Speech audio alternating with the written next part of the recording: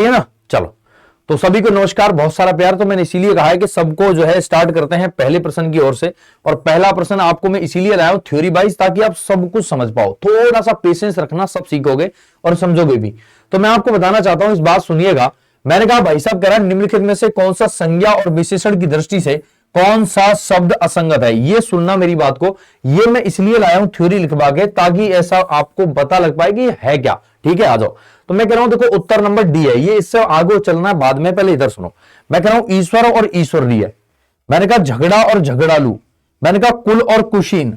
मैंने कहा अज्ञान और अज्ञानता। अब एक बात बताओ, ये कह रहा असंगत। तो आपने कहा ईश्वर और ईश्वरीय एक ये ईश्वर क्या है, संज्ञा है। ईश्वरीय क्या है, एक विशेषण है। तो ये क्या है, झगड़ा और झगड़ालू आदमी। मैंने कहा भी आदमी कैसा है, आपने कहा गुरुजी झगड़ालू है। आदमी कैसा है भैया, आपने कहा झगड़ालू है। तो मैं कह रहा हूं ना, इसने बहुत छोटे रेयर केस पे एक क्वेश्चन दिया है कि ये बताओ ये क्या है। तो आपने कहा गुरुजी ये तो हो जाएगा विशेषण। समझ रहे मेरी बात, यही पूछा। देखो ध्यान से देखना मेरी बात। तो मैं कह रहा हूं देखो संज्ञा और विशेषण, देख रहे हो, संज्ञा और विशेषण। तो ईश्वर संज्ञा है और ईश्वरीय क्या हो जाएगा, विशेषण हो जाएगा। झगड़ा संज्ञा है, झगड़ालू क्या हो जाएगा, विशेषण हो जाएगा। कुल क्या है, एक संज्ञा है। जिस जातिवाचक संज्ञा, कुल कई प्रकार के होते हैं। और कुलीन, मेरे दोस्त ये गलत लिखा है, कुलीन होता है। कुलीन क्या हो जाएगा, एक विशेषण हो जाएगा। और अज्ञान और अज्ञानता मेरे दोस्त दोनों संज्ञाएं। अज्ञान कैसा है, एक मेरे दोस्त क्या है, अज्ञान और संज्ञा है। और अज्ञानता क्या है, एक भाववाचक संज्ञा है। कैसी है दोस्त, भाववाचक संज्ञा है। मेरी बात समझ पाए। अब यहां सुनना मेरी बात को ध्यान से, ये है क्या। तो मैं यही समझाना चाह रहा हूं कि ऐसे भी क्वेश्चन आते हैं। अब देखना, आप देखो, मैंने कहा संज्ञा और विशेषण की दृष्टि से अज्ञान और अज्ञानता शब्द युग्म असंगत है। इसका संगत ज्ञान, अज्ञान और अज्ञानी होता है। तो आप कहेंगे अगर इसका विशेषण बनाए तो क्या बन जाएगा। तो आप कहेंगे बच्चे कि गुरुजी अज्ञानी बनेगा। क्या बनेगा बेटा, अज्ञानी बनेगा। क्लियर है मेरी बात भाई, समझ रहे मेरी बात, अज्ञानी बनेगा। इसमें कोई दिक्कत है किसी बच्चे को, नहीं है ना। आ जाओ, अब सुनना ध्यान से मेरी बात, ये है क्या। मैंने कहा भाई साहब विशेष विकल्पों में से शब्द युग्म संगत हैं। इसका मतलब क्या है, तीनों ये कैसे हैं, संगत हैं। क्लियर है मेरी बात। अब देखना, बहुत इंपॉर्टेंट क्वेश्चन मैं आपको कराने का प्रयास करूंगा, जिससे आपको बिल्कुल भी देखने में और दिक्कत बिल्कुल ना हो। अब देखो, ये है आपके सामने लिखा है समश्रुति भिन्नार्थक शब्द। ये बेटा अली है, ठीक है ना। क्या लिखा है, अली। अली और अली शब्द का युग्म का सही अर्थ क्या है। और मैंने कई बार समझाया, पर्यायवाची में थोड़ा सा ध्यान लगाइएगा कि मैं कहना क्या चाह रहा हूं। तो मैंने आपको समझाया अली किसे कहते हैं गुरुजी, आपने कहा भ्रमर को कहा जाता है। परवाया था बेटा भौरे को, जिसका पर्यायवाची होता है भौरा। क्या होता है मेरे बच्चे, जिसको अपन क्या कहते हैं, भौरा कहते हैं। मैंने कहा अली किसे कहते हैं, तो आपने कहा गुरुजी सखी का पर्यायवाची होता है। किसका होता है मेरे बच्चे, सखी का पर्यायवाची होता है। अब देखते हैं यहां पर कहीं है, आपने कहा क्या मेरे दोस्त कंभा और हिस्सा हो जाएगा, नहीं। अंश किसे कहते हैं मेरे दोस्त, हिस्से का पर्यायवाची होता है। अंश ऐसे करके लिखेंगे तो अंश कहते हैं हिस्से को। अगर अंश ऐसे लिखा हो तो क्या हो जाएगा बेटा, आप बताएंगे।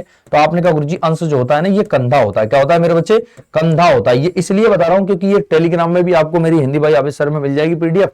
और चाहे आपको ऐसे रिवीजन कर लेना, ताकि आपको देखते हुए भी बाद में एक जल्दी स्पीड बढ़ा के आप देख पाए, है ना। दर्शन और दर्शन, आपने कहा दमन और दामन, भौरा और सखी। आपने कहा Guruji option D is the right answer. देखो आपके सामने लिखा होगा, कह रहा है इसका अर्थ होता है अली और अली। कह रहा है गुरुजी भौरा और सखी। ये कह रहा है अंश और अंश, अभी बताया मैंने। देखो अंश ये क्या होता है, हिस्सा और भाग होता है। और ये अंश क्या होता है, कंधा हो रहा दिख रहा है। तो ऐसे ही आप देख रहे हैं अंश और अंश का अर्थ होता है कंधा और हिस्सा। मैंने कहा दमन कहते हैं किसी को दबाना। आपने कहा गुरुजी देखो किसी को क्या कह रहा है, दबाना। और साड़ी का एक किनारा होता है दामन। कहता है ना मेरे दामन पे दाग नहीं है ना। आ जाओ, दर्शन कहते हैं दांत को बेटा। दर्शन किसे कहते हैं, दांत को। और दर्शन, दर्शन कहते हैं किसी को देखना। ठीक है भाई, हमें आपके दर्शन हो गए। क्लियर है मेरी बात। तो ये क्वेश्चन एक ऐसे क्वेश्चन होते हैं जो बहुत अच्छे काम के होते हैं, और इनको आप पे नजर बना के रखनी है बहुत अच्छी तरह से। अगला क्वेश्चन है मेरे बच्चे, क्या हो जाएगा। आपने कहा अभय और उभय समश्रुति भिन्नार्थक शब्द कौन सा है। तो एक बात बताना, ध्यान से सुनना। मैं कह रहा हूं अभय, अभय मतलब ए का अर्थ नहीं और भय माने डरना। तो आपने कहा निडर हो जाएगा। उभय का अर्थ होता है दोनों। तो आपने कहा सर बिल्कुल देर बिना किए ऑप्शन ए मारिए और बिना समय गंवाए इसका आंसर ले जाइए, क्योंकि ये एक ऐसे चैप्टर होते हैं जिनको बहुत आसानी से आप कर सकते हो, लेकिन सिर्फ कैसे नजर रख के। आपने कहा निडर एक नहीं, भयभीत दोनों नहीं, दोनों नहीं। आ जाओ इधर देखो, देखो मैंने कहा अभय का अर्थ और उभय का अर्थ के बारे में कह रहा है। समश्रुति भिन्नार्थक होता है निडर, और एक होता है मेरे दोस्त दोनों। बात समझ रहे हैं ना, शेष असंगत है, इनका कोई अर्थ नहीं है यहाँ पे। ओके, आ जाओ। अब आते हैं हम तुम्हारे पास में, अर्थभेद सही नहीं है बेटा। आपसे कुराए अर्थभेद सही नहीं है। अब एक बार देखना, मैं आपसे पूछ रहा हूं कि अनिल किसे कहते हैं बताएंगे, और अनल किसे कहते हैं। तो आपने कहा गुरुजी अनिल किसका पर्यायवाची है, हवा का पर्यायवाची होता है बेटा। और अनल किसे कहते हैं? आग को। जैसे मैंने आपको पर्यायवाची याद कराए थे, याद करो, अग्नि, आग, अनल, पावक, वही, वैश्वानर, धूमकेतु, जात, वेदस, वायुशका, याद है ना? ऐसे ही मैंने आपको क्या समझाया बेटा जी, क्या कह रहा है? अनल, अनिल। तो अनिल कहते हैं हवा को, वयार को, सारे किसके पर्यायवाची हैं? जो हवा के पर्यायवाची हैं। अभी सिखाया अंश किसे कहते हैं बेटा? हिस्सा को कहा जाता है। किसको कहते हैं? हिस्सा को कहते हैं। और ये अंश सिखाया मैंने आपको अभी, कंधा को कहा जाता है। किसको कहते हैं बेटा? कंधा को कहते हैं। ठीक है, मैंने कहा अपेक्षा किसका पर्यायवाची है गुरुजी? आपने कहा अपेक्षा। ये पूछा है कौन सा युग्म सही नहीं है, तो आपने कहा अपेक्षा किसी से रखी जाती है, उपेक्षा किसी की जाती है। तो आपने कहा गुरुजी अपेक्षा क्या हो जाएगा? आशा और निरादर, हिस्सा और कंधा एकदम ठीक है, हवा और आग एकदम ठीक है। तो आपने कहा गुरुजी अवलंब और अभिलंब, अभिलंब होता है बिना देर किए, तो ये लिखा है बिलोकित, है ना? अधर मेरे दोस्त होता है नीचे की ओर। तो आपने कहा option D is the right answer. आप देख रहे हैं शब्द युग्म अर्थ और अर्थ के भेद पे। आपने कहा अनल और अनिल क्या हो जाएगा बेटा? हवा और आग एकदम सही है। अंश और अंश क्या हो जाएगा? हिस्सा और कंधा एकदम सही है। अपेक्षा किसी से रखी जाती है, आशा और अपेक्षा होती है निरादर करना, तो अवलंब ये गलत है, ऑप्शन डी वाले गलत है, option D is the right answer. ठीक है, ऐसा मत समझ लेना ये क्वेश्चन है, इनके अलावा कुछ और बनेगा नहीं, इनके अलावा कुछ भी नहीं बनेगा, ये बात ध्यान से सुनने वाली है। इनके अलावा कुछ भी नहीं बनेगा, ये बात ध्यान से सुनने वाली है। बताओ बेटा,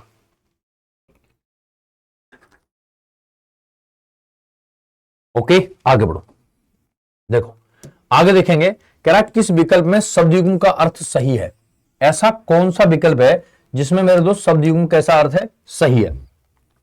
मैंने कहा और का अर्थ होता है क्या? दूसरा, और का अर्थ होता है तथा। आपने कहा गुरुजी बिल्कुल, इसमें कोई शक वाली बात नहीं है। कह रहा है सही, तो आपने कहा बिल्कुल नजर आ रहा है। और उरु का अर्थ क्या है? हृदय और नदी। क्या आपने कहा इतर और इत्र का अर्थ क्या है मास्टर साहब? इत्यादि नहीं। आपने कहा गुरुजी इत्र तो आपने देखा ही है भाई साहब, खुशबू होता है। आपने कहा अपरा और अपार क्या होता है? बहुत सारा, मतलब जिसे पार ना किया जा सके, तो आपने कहा बहुत सारा। तो आपने कहा गुरुजी अभय और उभय का अर्थ संस्कृति भिन्नार्थक दोनों होता है, निडर और दोनों होता है से सत्संगत है। तो आपने कहा गुरुजी कहां है? इसमें कहीं दिख रहा है? भाई इसमें तो कहीं है ही नहीं है, ये तो कुछ और लिख दिया इसने, कोई दिक्कत नहीं है। आपने कहा और का अर्थ होता है मेरे दोस्त दूसरा, एकदम कोई दिक्कत ना।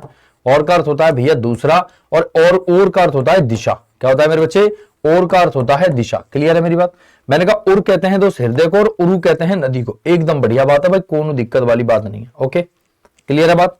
और इतर कहते हैं दूसरा, भिन्न, और इत्र कहते हैं खुशबू को। तो आपने कहा यहां तो है ही नहीं सर, हटा दो। तो आपने कहना है भैया ऑप्शन हो जाएगा बी। क्लियर है? आगे बढ़ो। संस्कृति भिन्नार्थक शब्द युग्म चरम और चर्म, ये दो इंपोर्टेंट शब्द हैं बेटा, बहुत ज्यादा, और एक बार नहीं कई बार पूछे गए, याद रखेंगे। ठीक है, आ जाओ। कह रहा उचित अर्थ है, तो आपने कह रहा मास्टर साहब एक बताओ, टूटना या शाश्वत होता है? शाश्वत का मतलब है हमेशा रहने वाला, तो चरम का मतलब है चरम सीमा पहुंच चुका। शक्तिहीन या चमड़ा, या मृदु सत्य। तो आपने एक बात बताई भैया, एक बात सुनो हमारी, कि ये चरम चमड़ा है या ये चरम चमड़ा है? तो आपने कहा ये चमड़ा है, तो यहां ये चमड़ा क्यों आ गया पहले स्थान पर? ये तो दूसरे पे आना चाहिए था। ये गड़बड़, ये गड़बड़। एक ऑप्शन देखते ही आपको आंसर मिल चुका है, अंतिम सीमा और चमड़ा। देखो चरम कहते हैं ना, कोई भी सीमा का चरम होता है, मतलब कहते हैं ना चरम सीमा पार कर रहे हो तुम, है ना? तो अंतिम सीमा तुम पार कर रहे हो, इसका मतलब क्या है मेरे दोस्त? अंतिम सीमा तुम पार कर रहे हो। चमड़ा क्या हो जाएगा बेटा? चर्म को बोलते हैं। ओके आ जाओ भाई, ये शब्द एक ऐसे हैं जिनको आपको ध्यान लगा के करना है, पहले ही सुन लेना मेरी बात। आ जाओ आ जाओ, अगला क्वेश्चन कह रहा है दिए गए विकल्पों में से शब्द युग्म का अर्थ सही नहीं है। अच्छा जी, अब देखते हैं भैया कौन से में सही नहीं है। अभिराम और अभिराम, अभिराम कहते हैं मेरे बच्चे किसको? सुंदर को, और अभिराम कहते हैं बिना रुके। तो आपने कहा गुरुजी ये क्या लिख रहा है? स्थिर और लगातार। तो इस अभिराम का अर्थ होता है सुंदर, अभिराम होता है बिना अर्थ। तो आपने कहा स्थिर, ये तो गलत है, इसका मतलब ये गलत पूछा है, यही ऑप्शन हो जाएगा। गलत पूछा है, यही ऑप्शन हो जाएगा। अब बाकी के चेक कर लो भाई क्या सही है या गलत है। देखो मैंने कहा आदि और आदि, आदि कहते हैं मेरे दोस्त किसको? शुरुआत को, आरंभ करने को। और आदि किसी भी चीज का क्या होना? लत लग जाना। तो आपने कहा गुरुजी क्या हो जाएगा? अभ्यस्त हो जाना, है ना? अचल कहते हैं पर्वत को जो चल नहीं सकता, स्थिर है। आपने कहा हाँ। अंचल कहते हैं किसको मेरे दोस्त? क्षेत्र को। ओके, अयस और अयस बहुत ज्यादा इंपोर्टेंट है, याद रखेंगे। अयस ये वाला और ये वाला, देखो ध्यान सुनना। यस का विलोम क्या होता है? अयस होता है। यस का विलोम अपयस होता है, तो बुरा यस होता है वो। तो यस का अर्थ होता है ख्याति प्राप्त होना। कहने का मतलब दोस्त ये कह रहा है अयस मतलब यहां ख्याति प्राप्त नहीं है, तो क्या हो जाएगा? बदनामी। और अयस का अर्थ होता है मेरे बच्चे क्या? लोहा। क्या होता है दोस्त?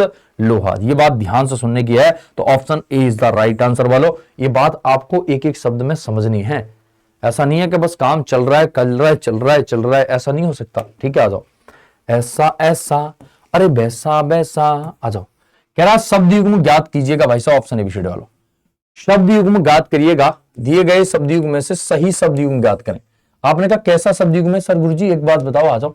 मैंने कहा एक बात बताओ, अंबू और अंब, अरे सर कैसी बातें कर रहे हो, इतना इजी क्वेश्चन तो हम दुनिया में हमेशा करें, हमेशा ना, और कई बार पर्यायवाची में पढ़ाया भाई मैंने, आ जाओ। तो अंबू किसे कहते हैं बेटा, क्या हवा को कहते हैं, आम को कहते हैं, या जल को कहते हैं, या पवित्र को? तो आपने कहा सर सारे घट गए, एक ही ऑप्शन से सारे घट गए, देखो। और माता किसे कहा जाता है, अंब को। आपने कहा Guruji option C is the right answer. देखो इधर होगा जरूर कहीं ना कहीं सी, ये रहा देखो, अंब, अंबू और अंब किसे कहते हैं गुरुजी? आपने कहा गुरुजी अंबू और अंब का सही अर्थ जल और माता होता है, जल और माता होता है, जल और माता। बेटा कैसी बातें कर रहे हो तुम, एक क्यों लगा रहे हो, हैं? एक क्यों लगा रहे हो तुम, क्यों लगा रहे हो, ये क्यों लगा रहे हो, क्या है? अच्छा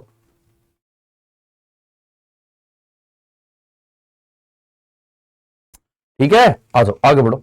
अगला क्वेश्चन आप सभी के सामने है, कह रहा है अभिज्ञ और अनभिज्ञ शब्दों का सही अर्थ बताएंगे भाई साहब। अभिज्ञ और अनभिज्ञ शब्दों का सही अर्थ क्या है?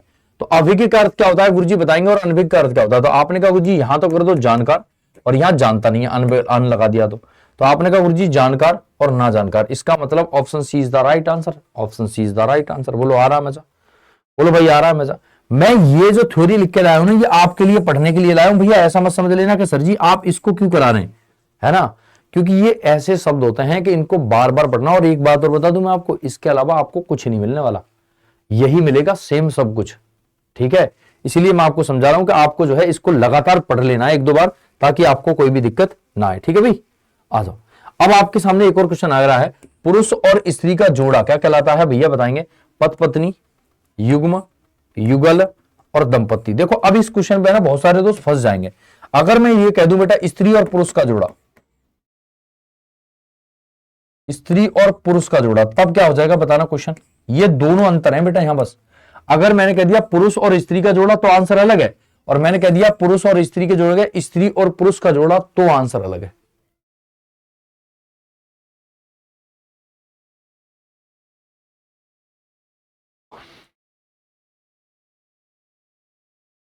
बोलो बोलो बोलो जी तुम हमारी बात, बोलो जी, बोलो बोलो जी, बोलो बोलो जी, है ना? अब देखो, अब सुनना मेरी बात को, देखो मैंने सिखाने का प्रयास करते करते आपको एक बात सिखाई है कि पुरुष और स्त्री का जोड़ा, स्त्री और पुरुष का जोड़ा। तो मैं कह रहा हूं जब पुरुष और स्त्री की बात आ जाए ना, तब आंसर युगल होगा, और स्त्री और पुरुष की बात आ जाए ना, तब मेरे बच्चे आंसर दंपत्ति होगा। समझ गए बात को? देखो दंपत्ति दंपत्ति बहुत सारे देना। आप देखो पुरुष और स्त्री का जोड़ा क्या कहलाएगा? युगल कहलाता है। जबकि पत्नी और जबकि पति और पत्नी का जोड़ा क्या कहलाता है? दंपत्ति कहलाता है। आप समझ गए मेरी बात? इसका लिखने का रीजन यही है कि आप एक एक बात समझ पाओ और सुन पाओ। ये छोटी छोटी मिस्टेक पे टिका होता है चैप्टर, छोटी छोटी मिस्टेक पे, जिसको हम बारीकी कहते हैं। समझ रहे हैं किस पे? जिसको हम बारीकी कहते हैं। क्या कहते हैं लाला? जिसको हम बारीकी कहते हैं। क्लियर है? ओके, सब कुछ ओके है भाई? आवाज आ रही है मेरी? एक बात बताओ। हाँ भाई आवाज वगैरह सब क्लियर है ना सारे दोस्तों को? हाँ जी गुरु जी एकदम क्लियर है, होनी चाहिए भाई। आवाज क्लियर नहीं होगी तो भाई साहब लड़ाई झगड़ा तय है भाई साहब, ये सुन लियो तुम बात को। आ जाओ चलो। इसके साथ उसके साथ, इसके साथ उसके साथ, युग्म की कौन सी जोड़ी सही आ रहा है गुरुजी? समश्रुति भिन्नार्थक पूछा गुरुजी। न्याय और अन्याय ये तो विलोम है गुरुजी। धरा पृथ्वी का पर्यायवाची होता है। अचल और अचला बिल्कुल सही बात है, और मान अपमान विलोम है। तो तीन तो ऑप्शन पूरे विलोम है। अचल किसे कहते हैं बेटा? आपने कहा गुरुजी पर्वत का पर्यायवाची होता है। और अचला किसे कहते हैं बेटा? पृथ्वी का पर्यायवाची होता है। अब समझ में आई मेरी बात? अब देखते हैं दिए गए शब्द युग्म में से अचल और अचला की जोड़ी सही है। अचल का अर्थ होता है स्थिर, कहने का मतलब पर्वत, और अचला का अर्थ होता है पृथ्वी। देख रहे हो आपके सामने? इसीलिए मैं आपको समझाने का प्रयास कर रहा हूं। बाकी सारे के सारे शब्द क्या है? विलोम है। क्या है मेरे बच्चे? बाकी सारे के सारे शब्द क्या हैं? एक विलोम शब्द है। ओके, आ रही है बात समझ में भाई? बहुत छोटी चीज है यार, बहुत छोटी चीज है। बस ध्यान रखना है कि हमसे गलती ना हो पाए। ओके, अच्छा इसीलिए कह रहा हूं जितना पढ़ा रहा हूं ना उसको ध्यान से पढ़ने की जरूरत है भाई। ध्यान ध्यान से पढ़ने की है जरूरत हमें, जरूरत हमें। आ जाओ अगला क्वेश्चन। अगला क्वेश्चन बताएंगे तो एक और आपके बीच आ गया है। कह रहा है गुरुजी कृपण और कृपण। मैंने उस दिन भी सिखाया था जब कृपण पर्यायवाची आया था, लिखा हुआ था वहां। और मैंने उस दिन भी सिखाया था जब कृपाण लिखा था पर्यायवाची, उसी दिन की बात है क्या नहीं सिखाया था कि कृपण माने होता है कंजूस और कृपाण माने होता है तलवार, अशी जिसको कहते हैं, खड़क जिसको कहते हैं। तो आपने कहा धनवान हो जाएगा या कटार हो जाएगा, कंजूस हो जाएगा या कटार हो जाएगा, कृपालु हो जाएगा या कटार हो जाएगा। आपने कहा कटार हो जाएगा या कंजूस। तो आपने कहा गुरुजी कृपण किसे कहते हैं, कंजूस को कहा जाता है। कृपण किसे कहते हैं, कंजूस। तो कंजूस पहले स्थान पर आना चाहिए, इधर थोड़ी आना चाहिए। तो आपने कहा यू कटा, खत्म, एक कट गया। अब आपने कहा कृपाल किसे कहते हैं, तलवार को। तो आपने कहा गुरुजी तलवार किसे कहते हैं, अशी को कहते हैं, खड़क को कहते हैं, सीर को कहते हैं, बाण को कहते हैं। आपने कहा गुरुजी यू कट गया, एक ऑप्शन कट गया। कंजूस के कहां है भाई साहब, आपने कहा एक ऑप्शन में लिखा कंजूस, इधर और कहीं नहीं लिखा। देखो ये कट गया कृपालु और ये कट गया, सब कट गए। तो आपने कहा कटार, क्या हो जाएगा दोस्त, तलवार का पर्यायवाची कटार। समझ में आई बात। Option B is the right answer. देखो कृपण तथा कृपाण कह रहा संस्कृति भिन्नार्थक शब्द युग्म है जो कि कंजूस और कृपाण का अर्थ बताते हैं। ठीक है, कटार होता है। ओके भाई, बहुत छोटी चीज है यार, बहुत छोटी चीज है।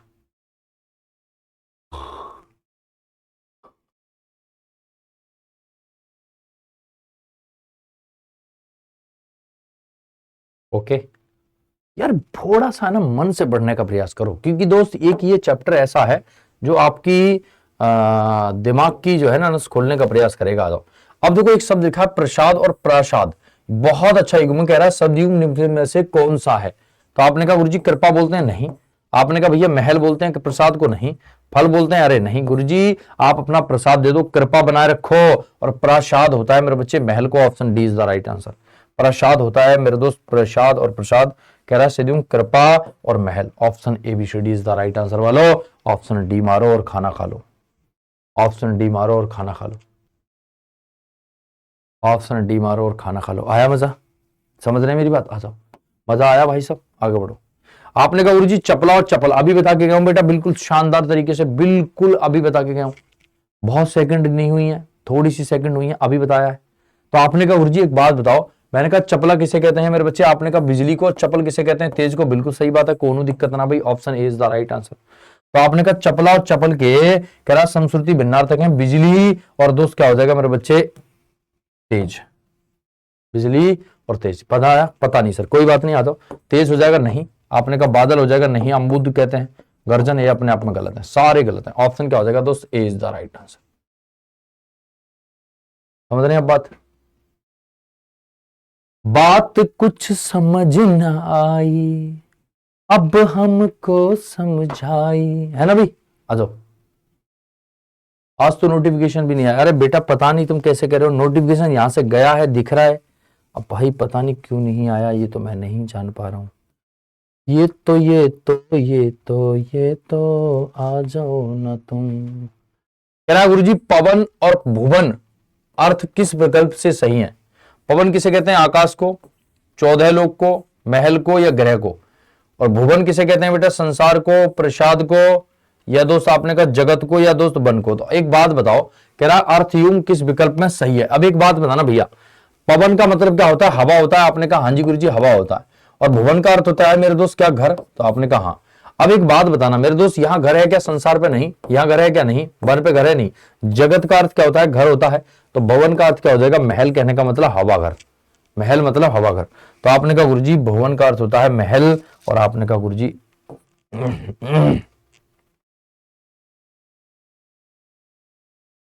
अच्छा ये लिख दिया इसने, गलत लिख दिया ना, अगत, ये था, गलत हो गई है, ठीक है, जगत। ठीक है भाई, आ जाओ। ये थोड़ा सा है ना बेटा, आपको लग रहा होगा ये मजाक मजाकों में इसलिए पढ़ा रहा हूं आपको, ताकि थोड़ा अच्छा लगे आपको, बुरा ना लगे। मतलब थोड़ा इसमें पढ़ने में ना इंटरेस्ट नहीं आता, बच्चे को इंटरेस्ट नहीं आता, मजा नहीं आता, मैं इसलिए समझा रहा हूं आपको, बस एक बार ध्यान लगाओ। कह रहा है गुरुजी श्वेत और श्वेद, अरे भाई क्या बात है। आप देखेंगे सफेद का मामला कहां होता है, दा पे होता है, ये पसीना होता है। आपने कहा हाँ। तो आपने कहना भैया ये बताओ, दादाबाद पे पसीना, मनमाना पसीना या सफेद। आपने कहा सफेद, ऑप्शन डी मिल रहा है, खत्म कहानी। सी कह रहा है भैया, तो ये तो गलत कह रहा है। देखो अभी देखते हैं हम, श्वेत माने होता है सफेद, और श्वेद माने होता है समरूपी भिन्नार्थ दिए गए विकल्पों में से सफेद और पसीना। सफेद और पसीना, श्वेत बोलते हैं क्या पसीने, श्वेत, श्वेत माने तो सफेद होता है बेटा, श्वेत माने, अच्छा अरे इसमें निजी गलत दे दिया, ठीक है ये गलत है, निजी कहां से हो जाएगा, ये गलत है बेटा। तो श्वेत माने होता है सफेद और श्वेत माने होता है पसीना। तो देखो कहीं है, ये रहा ऑप्शन सी में है, वही तो मैं कह रहा हूं, क्योंकि देखो पसीना यहाँ है, ठीक है, श्वेत, ये गलत है। भाई मैं कहूँ गलत कैसे हो गया भाई, गलत कैसे हो गया। आ जाओ।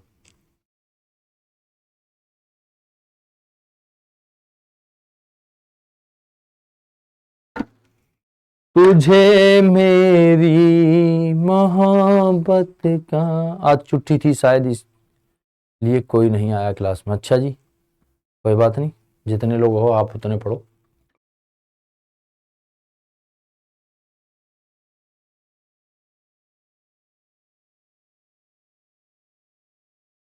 आ जाओ, टेंशन ना लिया करो भाई, तुम पढ़ने पे ध्यान दो, पढ़ने पे। ओके भाई।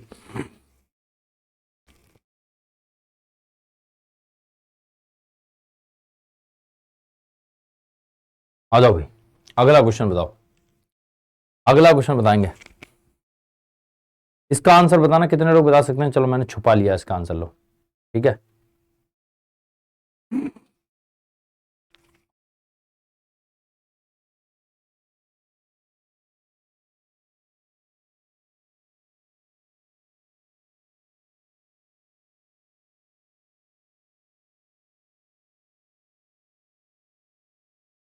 बताओ बताओ, कितने लोगों ने सोचा अपने मन में आंसर इसका, बताओ।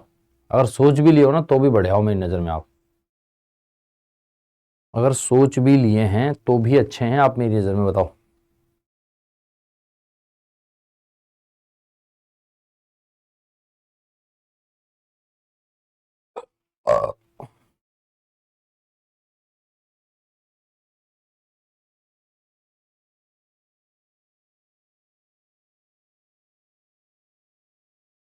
आ जाओ।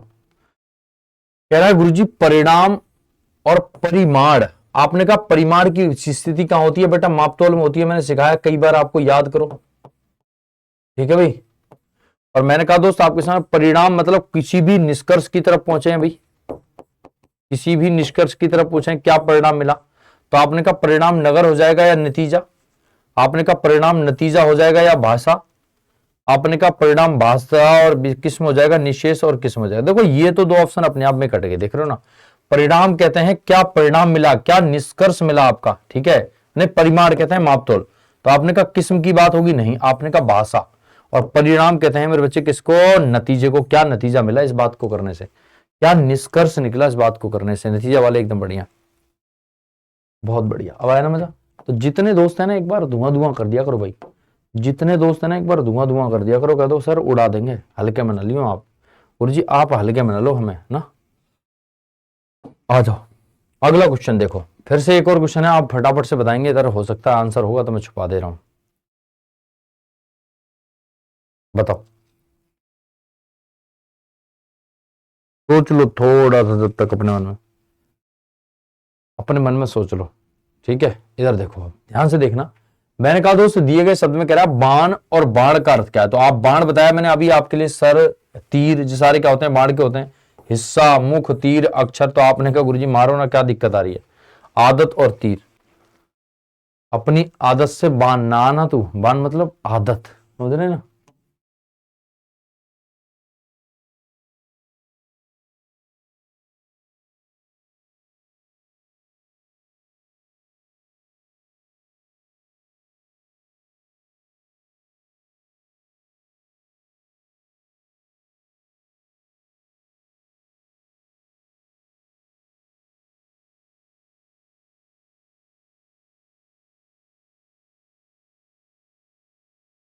तुझे मेरी, अभी बता गया हूं, ये शब्द बताओ तुम्हारे सामने, देखो अभी देख रहे होगे तुम, क्या लिखा है, इत्र और इतर। अभी बताया बेटा, अगर अभी भी नहीं बता पाओगे ना तो फिर दिक्कत है भारी, भारी दिक्कत है भाई, भारी जिसको कहते हैं। दिक्कत कैसी है सर, भारी।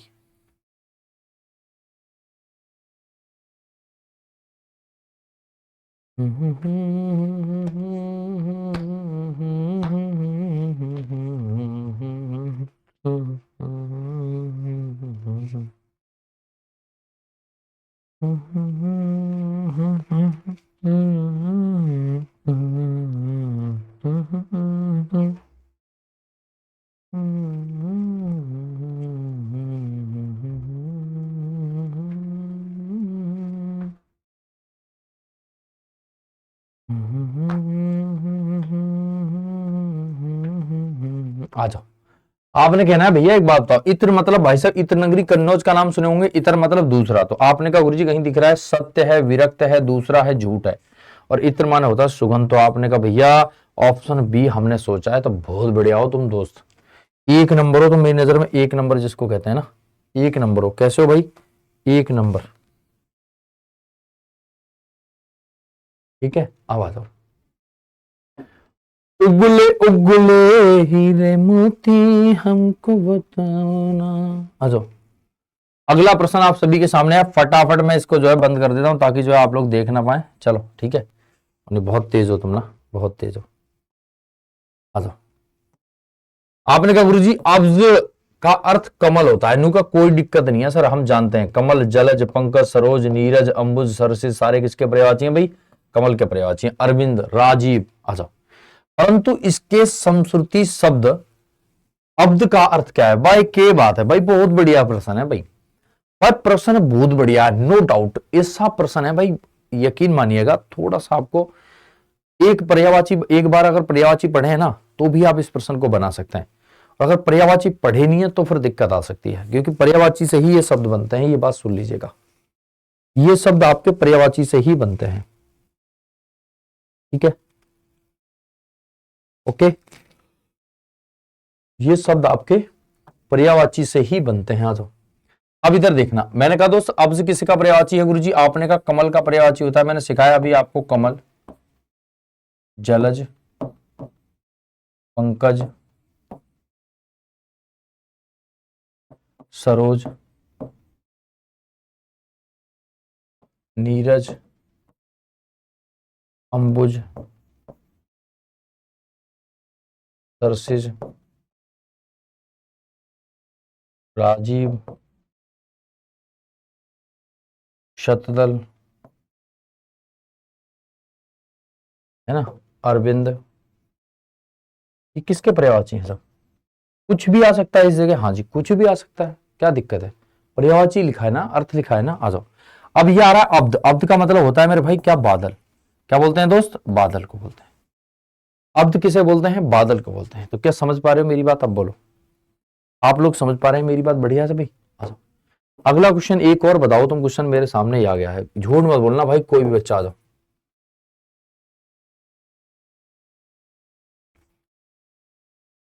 क्योंकि झूठ से काम नहीं चलता, याद है?